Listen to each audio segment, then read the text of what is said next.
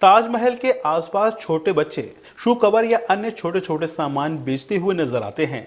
धीरे धीरे ये सभी बच्चे नशे के आदी होते चले जा रहे हैं। इन सभी बच्चों को नशा मुक्त करने व शिक्षित बनाने की पर्यटन पुलिस द्वारा पहल की गई है। इस पहल में इन बच्चों को शिक्षा दिलाई जाएगी और भविष्य में इनके साथ आर्थिक दिक्कत न आए, इसके लिए भी अभी से तैयारी की जा रही है। ताजमहल के इर्द गिर्द छोटे बच्चे सामान बेचते हुए दिखाई देते हैं। दशकों से ये प्रथा लगातार चली आ रही है। इन बच्चों को नशे की लत भी होती है और साथ ही घर का बोझ भी उठाना पड़ता है। नशे की लत के कारण इन बच्चों का स्वास्थ्य खतरे में रहता है। कई अधिकारी आए और चले गए, लेकिन इन बच्चों की ओर किसी ने ध्यान आकर्षित नहीं किया। एसीपी पर्यटन अरीब अहमद ने एक खाका तैयार किया है। इस खाके में अपने बचपन को बर्बाद कर रहे इन बच्चों की जिंदगी का फैसला लिखा हुआ है। दरअसल सैयद अरीब अहमद ने इन बच्चों की तलाश कर इनकी शिक्षा, इनके स्वास्थ्य, इनकी आने वाली जिंदगी को बेहतर बनाने के लिए अभियान शुरू कर दिया। दशकों से ताजमहल के नज़दीक बहुत से बच्चे आम तौर पर दिखाई पड़ते हैं। ये बच्चे कौन होते हैं, कहाँ से आते हैं, और अधिकतर देखा जाता है कि ये बच्चे बड़े स्तर पर नशे के आदी होते हैं। ये लोग शू कवर जैसी अन्य छोटे छोटे स्तर के सामानों की ख़रीद फ़रोख्त करते हैं। पर्यटकों को ये छोटा छोटा सामान अक्सर बेचते हुए देखे जाते हैं। जब पुलिस इन बच्चों के नज़दीक जाती है तो ये बच्चे पुलिस को देखकर भाग खड़े होते हैं, यानी पुलिस से इन बच्चों को बहुत ज़्यादा डर लगता है।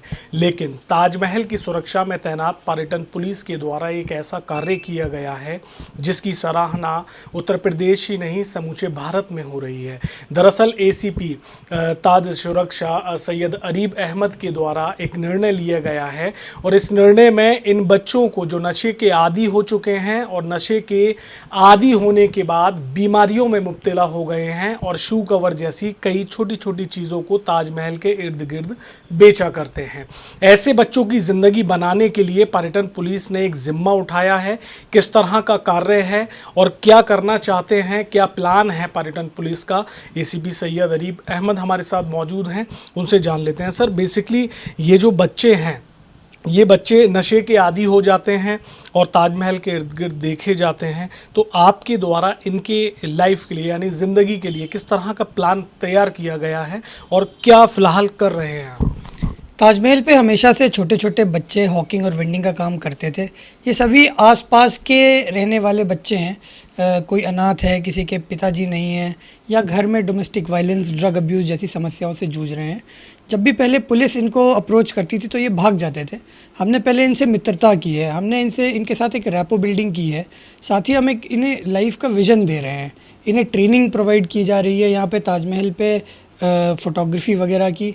साथ ही इन्हें स्कूल से जोड़ा जा रहा है, इनके परिवार के साथ काउंसलिंग की जा रही है। धीरे धीरे हम इन्हें मुख्य धारा से जोड़ने का काम कर रहे हैं। सर, ये जो बच्चे बड़े होंगे, धीरे धीरे कर इनकी आयु जाएगी, तो आने वाले समय के लिए किस तरह की आपकी द्वारा तैयारी की गई है इनके लिए?